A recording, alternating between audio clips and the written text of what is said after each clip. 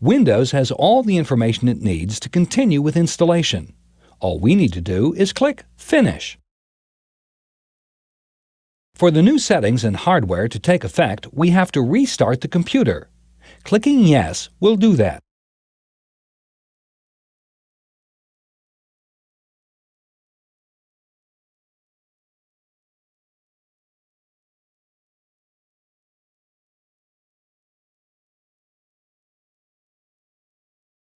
Let's go ahead and click Cancel, since we don't need to log on to the network.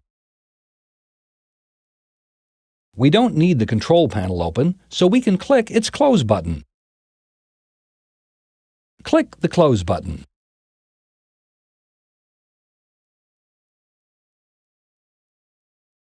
Let's make sure everything was installed properly by testing it. We can run a WAV file on the hard drive as a test. We can access this file by clicking Start on the taskbar, then tracing to and clicking Run.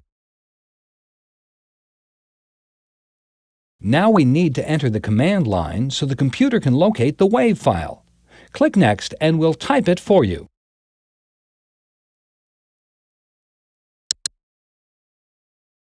Now we can click OK to confirm that this is the file we want to open.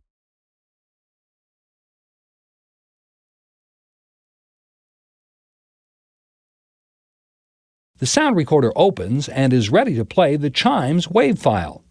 The buttons are similar to those on a cassette tape player or CD player. We can click the Play button to play the sound file. Great! It sounds like the new sound card is working properly. To close the sound recorder, we can just click its Close button. Since everything is working, let's go ahead and shut down the computer. We can click Start on the taskbar, then trace to and click Shut Down.